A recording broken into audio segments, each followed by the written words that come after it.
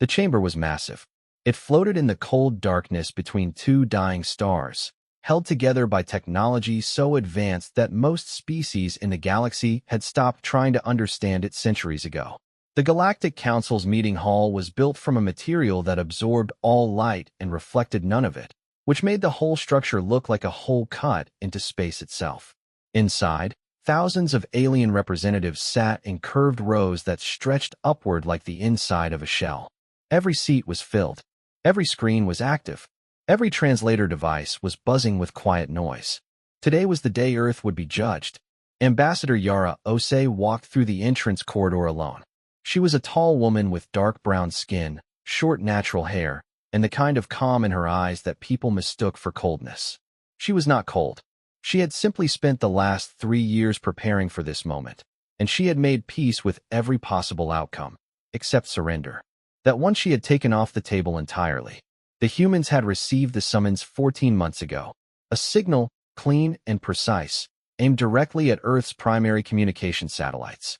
The message had been translated automatically by the Council's own software and delivered to every world government within 6 hours. It said, simply, the species known as humanity is called before the Galactic Council to answer for violations of Expansion Protocol 7, Resource Annexation Laws, and the Unregistered Contact Clause. Attendance is not optional, 14 months. That was how long Earth had to prepare. In that time, humanity had done what it always does when cornered. It argued. It panicked. It held emergency summits. Politicians gave speeches. Scientists ran models. Military generals drew up contingency plans that everyone agreed were completely useless. And then, eventually, the noise died down, and the people who actually knew what they were doing got to work. Yara had been chosen not because she was the most powerful person in any room, but because she was the most prepared. She had spent 20 years working in interstellar diplomacy before anyone even knew there were other species to be diplomatic with. She had studied conflict theory, resource law, historical precedent, and the psychology of negotiation. When the Council's summons arrived, her name was on every shortlist within the first week. She also spoke 4 human languages fluently, had a working understanding of 3 alien communication systems, and had read every public record the Council had ever released about its own legal structure. She knew their rules better than most of their own members did. That was not an accident. The charges against Earth were real. Humanity had, in its rapid push outward into the solar system and beyond, violated several laws it had not known existed. Mining operations on 3 asteroids in a disputed zone had triggered the resource annexation charge. A probe sent to a system 40 light-years away had made contact with a pre-emergent species, which broke the unregistered contact clause. And the general human habit of moving fast and asking questions later had landed them squarely in the middle of Expansion Protocol 7, which required new spacefaring species to register their territorial intentions before crossing the boundary markers that Earth had not known about because no one had told them. This was the argument Yara intended to make.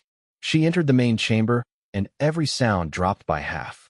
The alien representatives turned to look at her. Some of them had been watching humanity for decades. Others had only learned of Earth's existence in the past year. All of them had opinions. She could feel those opinions pressing against her like weather. The presiding elder of the Council was a being called Vronsoth, a species from a binary star system so old that their civilization predated written records of most other species' existence. Vronsoth was tall, thin, with 6 limbs folded neatly and a head that sat very still even when the rest of the body shifted. Its voice, when it spoke, came through the translation system as something between a low hum and a spoken word, as if language itself was slightly too small for what it was trying to say. Ambassador Ose, it said, you represent the species designated Earth human. Do you understand the charges that have been brought against your people? I do, Yara said. Her voice was steady. She had practiced this part 10,000 times. And how does your species respond? We respond with a request, she said. Before any judgment is rendered, we ask the Council to consider whether the laws we allegedly broke were ever formally communicated to us, and whether a species that was never given a map can be charged with trespassing. A ripple moved through the chamber. Not silence, something more active than silence. a kind of collective attention that sharpened all at once. Vronsotha's head tilted slightly. The laws of the Council are available to all registered species. Earth is not a registered species, Yara said. We were not registered at the time of the alleged violations. We are not registered now.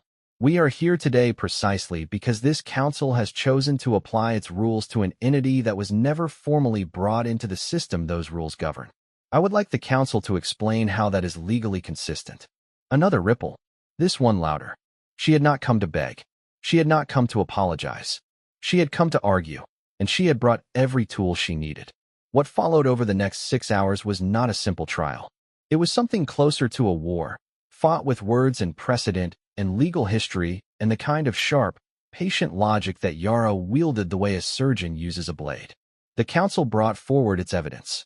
She picked it apart, piece by piece, pointing out inconsistencies in their own records, citing cases where the council had granted exceptions to other species for nearly identical behavior, and repeatedly returning to the central question: how can you hold someone to rules they were never told? The council members argued back. Some of them were angry. Some were dismissive. One representative from a species called the Thurviki spent nearly 40 minutes explaining why Earth's argument was irrelevant, using what it clearly believed was airtight logic.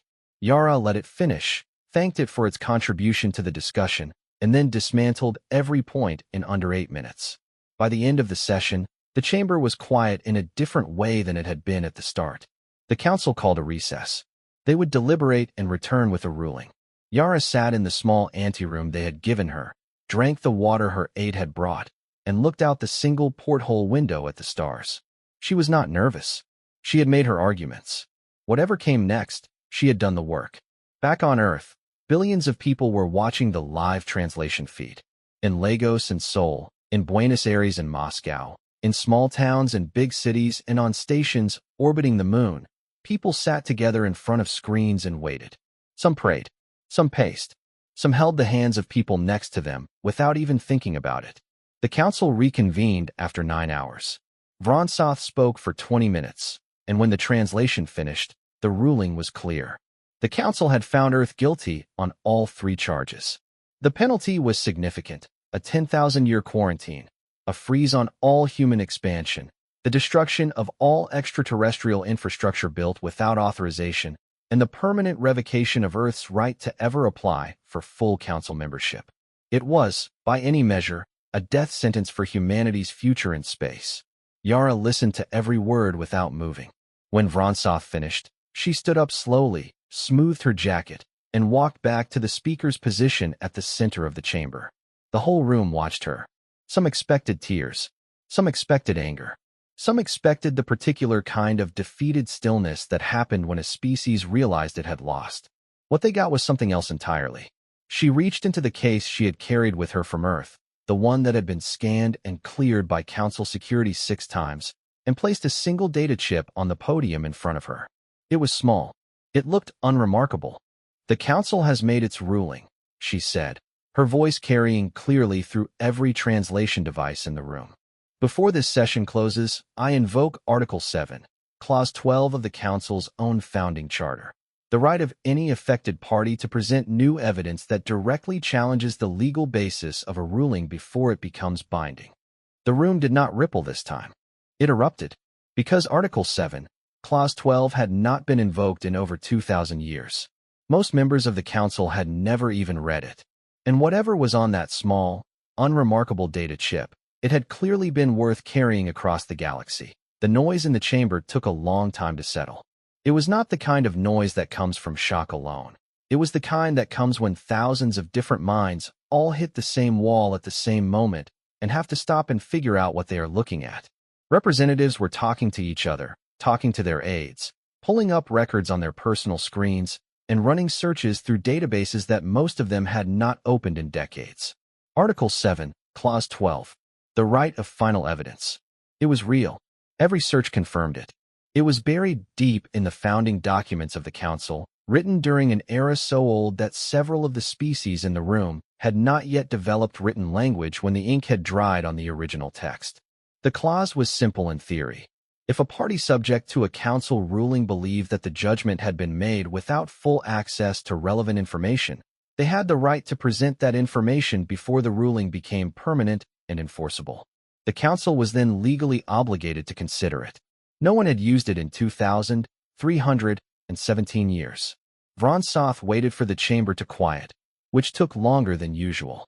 When it finally did, the presiding elder looked at Yara with an expression that, through the translation system, registered as something between careful attention and the first edges of genuine concern. The clause you have invoked requires that the evidence presented be directly relevant to the legal foundation of the ruling.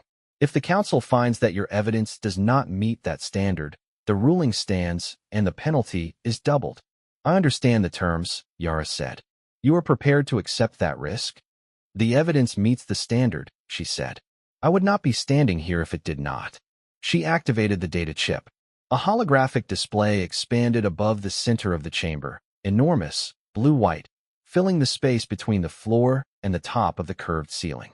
What it showed was a map. Not a simple map, a complete, exhaustively documented, time-stamped record of every boundary marker the Council had ever placed in the regions of space that humanity had allegedly violated. And next to each marker, a second set of data, transmission records, signal logs, and communication archives showing exactly which species the Council had formally notified about those markers' existence and when. Earth was not on a single one of those lists. The silence that followed was a different kind than any that had come before. It was the silence of people who have just realized they are looking at something that changes the shape of the argument entirely. Yara let them look. She had learned, over years of negotiation, that the most powerful thing you can sometimes do is say nothing and give people time to understand what they are seeing. After 4 full minutes, she spoke. Every boundary marker that Earth allegedly crossed was placed by this council. Every one of those placements was accompanied by formal notification to species the Council recognized as active participants in the regions being marked. The Council has records, its own records, showing that it sent notification packets to 37 different species in the sectors where Earth was operating. Earth received none of them, not because the signals failed, not because of equipment malfunction, but because Earth was not on the list. She paused. The Council knew we were there. Probe data going back 60 years shows Council observation satellites had been tracking human deep space activity. The Council watched us move into those sectors, and the Council chose not to add us to the notification list. Another eruption, louder this time. A representative from the Kethmeral Collective, one of the older species on the Council, stood and spoke rapidly. The translation came through as, the human species was not a registered participant.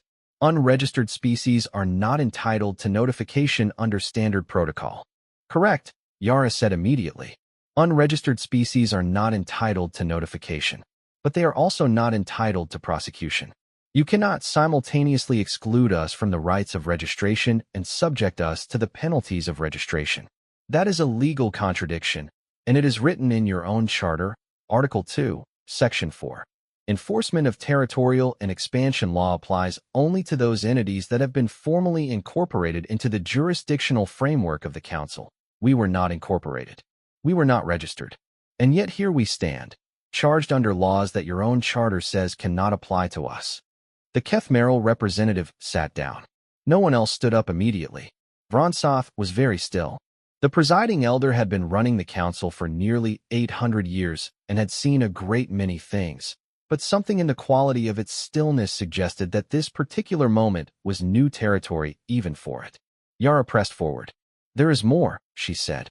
She pulled up the second layer of the data chip's contents. This one was not a map. It was a timeline, a detailed, cross-referenced record of every species the Council had ever charged under Expansion Protocol 7. 41 cases across the history of the Council. She walked through them quickly, not spending too long on any one, but hitting the key points with precision. Of those 41 cases, 38 had been resolved with penalties.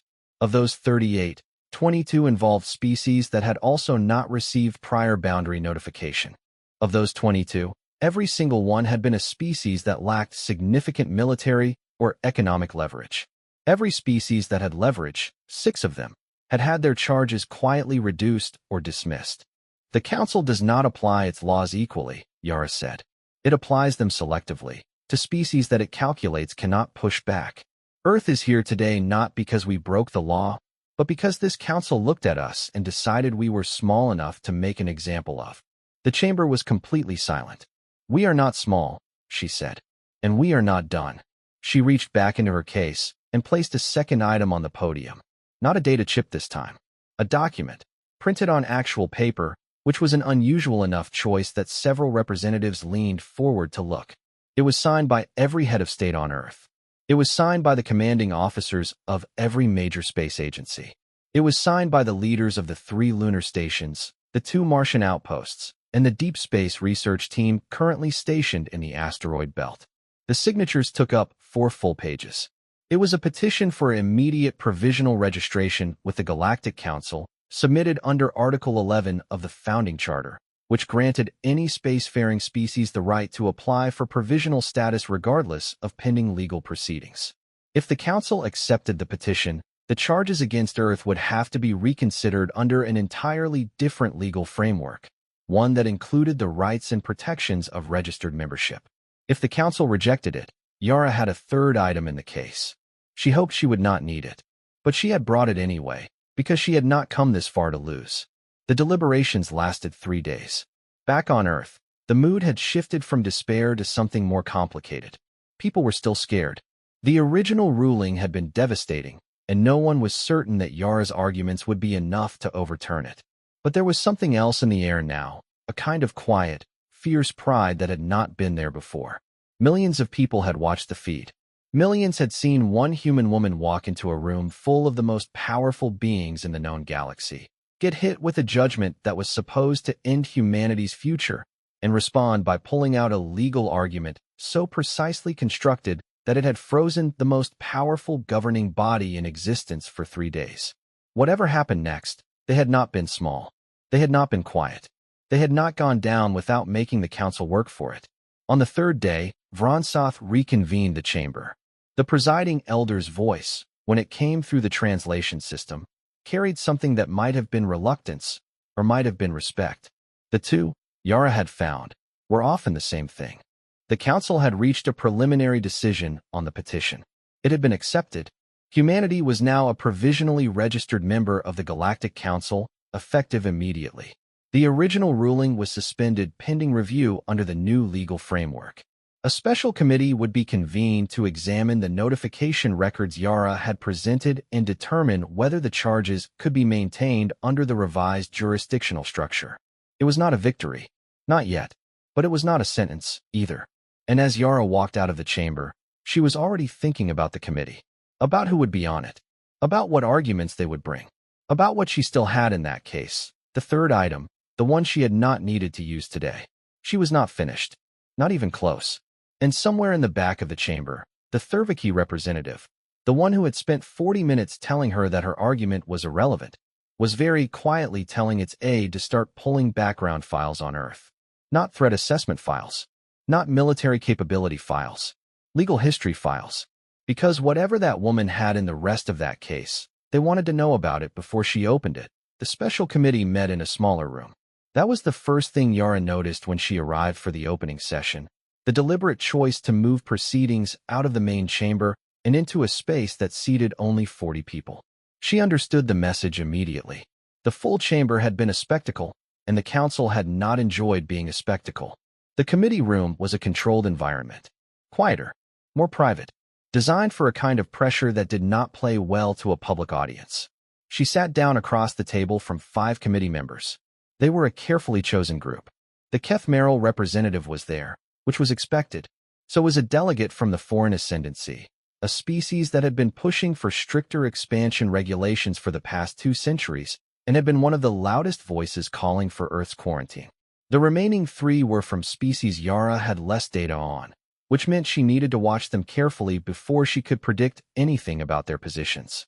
The committee chair was an elder called Sareth Voss, a being from a species so old that they had watched the council's founding from the outside before eventually joining it.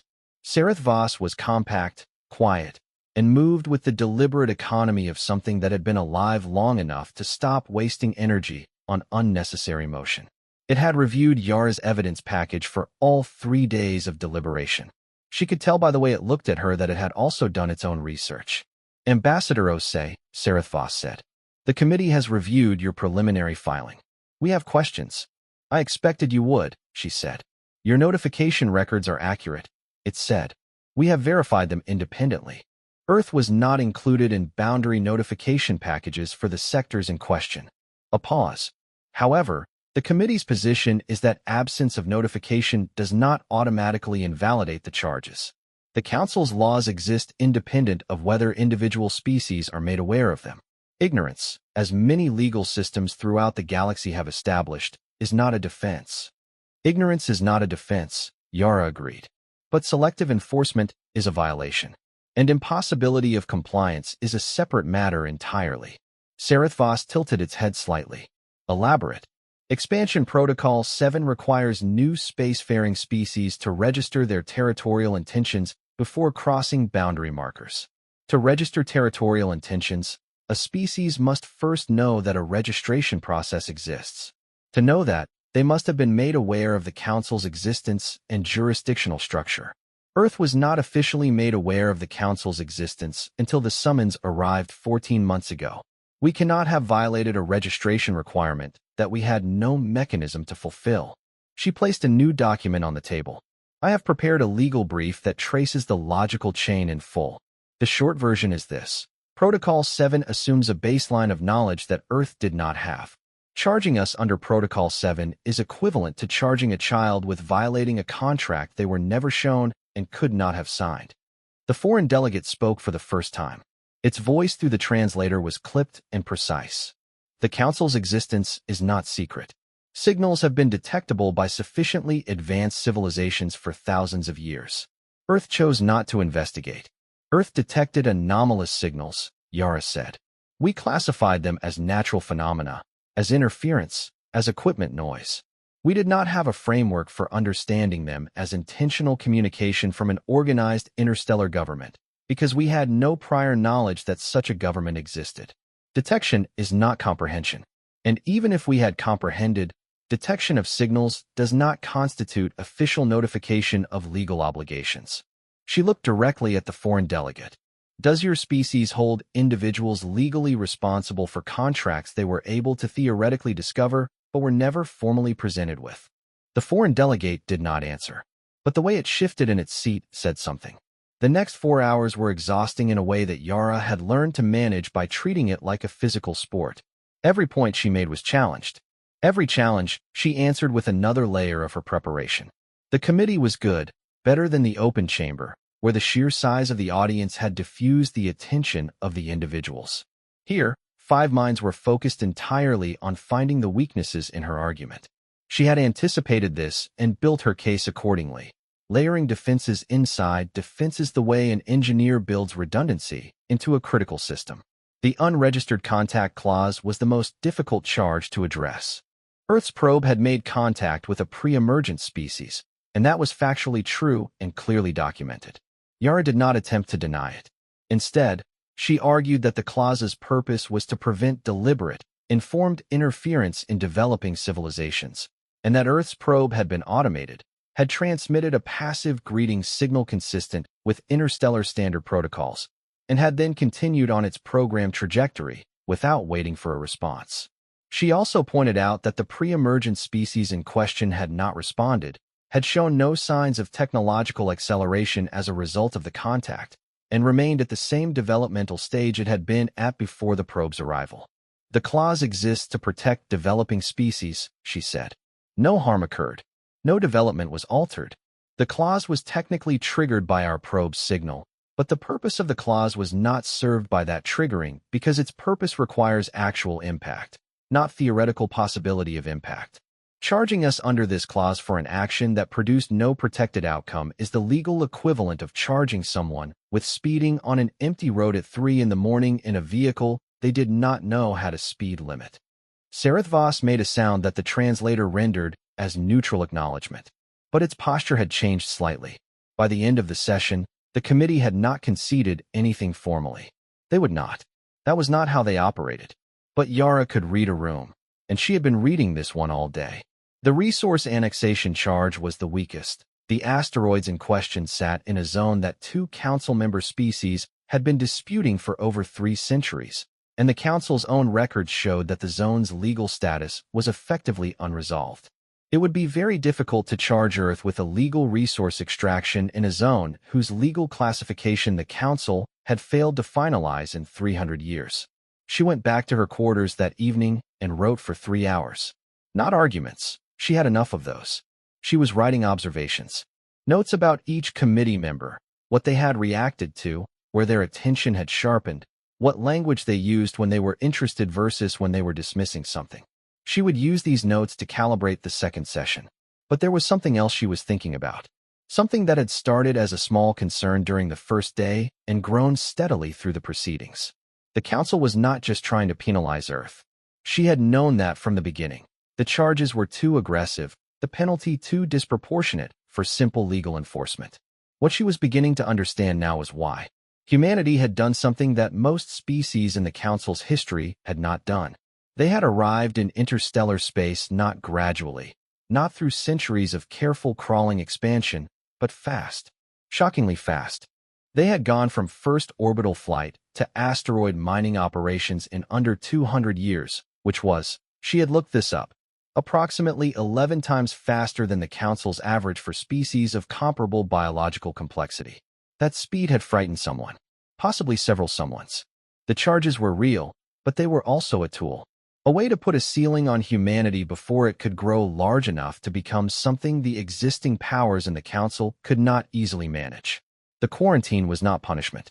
It was containment, which meant that winning the legal argument, while necessary, was not sufficient. Because if she won the legal argument and Earth walked out of this proceeding with a clean record and provisional membership, the Council would simply find another mechanism, another charge, another set of regulations applied retroactively. They would keep coming until humanity either stopped growing or grew powerful enough that the Council had to reckon with it as an equal rather than manage it as a problem. She needed to win the argument, but she also needed to do something that would change the underlying calculation. Make Earth's presence inside the Council more valuable than its absence. Make the species that were afraid of humanity's speed realize that their fear was pointed in the wrong direction. She had an idea about how to do that. It was risky. It required her to play the third card, the one she had not yet used, the document she had not yet put on the table. She opened her case, took it out, and read it one more time in the quiet of her small room. Then she put it back, turned off the light, and went to sleep. Tomorrow she would end this. The second committee session began the same way the first had ended, with careful, deliberate pressure from 5 minds that had spent the night preparing new angles of attack.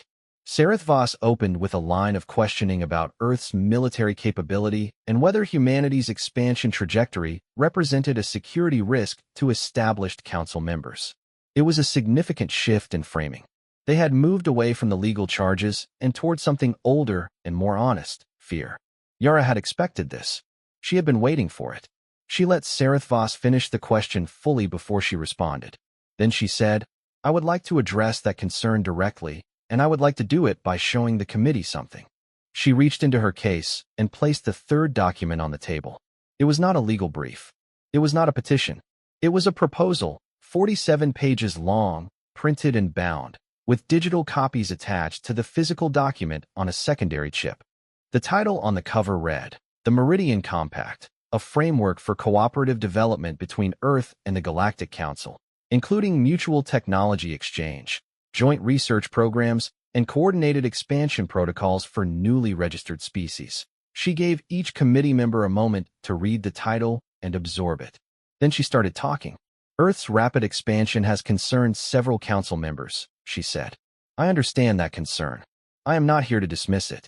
What I am here to do is offer a different way of thinking about what that speed means." She opened her own copy of the compact to the first section. In the time it took humanity to go from first orbital flight to asteroid mining, we also cured 11 categories of previously terminal disease, developed 3 entirely new fields of mathematics, built the first functional cold fusion reactor, and redesigned our planet's atmospheric management systems from scratch after we nearly destroyed them. We did not grow fast because we are reckless. We grew fast because we are relentless. That is a different thing. The foreign delegate looked at its copy of the compact. You are proposing a formal partnership arrangement. I am proposing that the Council stop treating humanity's capabilities as a threat and start treating them as a resource, Yara said. The Meridian Compact outlines a 40-year cooperation plan. In exchange for full membership status, legal resolution of the current charges under the jurisdictional framework I have already argued, and guaranteed expansion rights in 3 designated sectors. Earth commits to sharing research access in 11 scientific fields where our development has outpaced Council averages, contributing to the joint defense infrastructure in the outer boundary zones where 3 Council members have been struggling with resource piracy for the past century, and establishing a formal protocol office to guide future newly emerging species through the registration process, the process that Earth itself was never guided through, so that no species encounters this situation again. The room was very quiet. Sareth Voss set down its copy of the compact slowly. You came here prepared for this outcome. I came here prepared for every outcome, Yara said. But yes, I came here knowing that the goal was not just to survive the charges. The goal was to leave in a position where Earth could not be targeted this way again. The best protection against being used as an example is to make yourself indispensable. This is an extraordinary document, Sareth Voss said. And the translation system, for the first time, rendered its voice with something that was not quite neutral. Something that edged toward a word that in most human languages would be called impressed, though the translation approximated it as notable beyond expectation. The Keth Merrill representative, who had been quiet for most of the morning, spoke for the first time. The Outer Boundary Zone Defense Contribution. Your proposal specifies 3 human-designed patrol vessels and real-time sensor sharing from Earth's deep space network. That network's range is, it checked its screen, considerably beyond what most Council members currently operate. It is, Yara confirmed. How long did it take your species to build it? 11 years, she said. We started after we detected that our deep space probes were being shadowed by something we couldn't identify. We did not know at the time that the Council existed. We built the network because we were being watched and we wanted to see who was watching. A pause. We now know who was watching. We would like to formalize that relationship. Something shifted in the room at that moment. Yara felt it the way you feel a change in air pressure before weather arrives. The 5 committee members were still composed, still professional, still giving nothing away formally. But the angle of the conversation had turned. They were no longer looking at her as a defendant. They were looking at her as something else. Something that required a different kind of assessment. The session recessed for 2 hours. When it resumed, the committee's questions were different in character. Less adversarial. More technical. They asked about specifics in the compact, timelines, resource commitments, the structure of the protocol office for new species, how the joint research access would be managed. These were the questions of people who were deciding whether to accept a proposal, not the questions of people who were deciding how to enforce a penalty. By the end of the afternoon, Sareth Voss called for the session to close and stated that the committee would deliver its recommendation to the full Council within 72 hours. Yara walked back to her quarters, sat down, and did not move for a very long time. She was not afraid. She had done everything she could do, prepared everything she could prepare, argued everything she had come to argue. Whatever the committee decided, she had changed the conversation. She had walked into a chamber where humanity was going to be buried under a 10,000-year quarantine, and she had turned it into a negotiation about partnerships and mutual benefit. That was not a small thing, regardless of what came next. But she did want to win.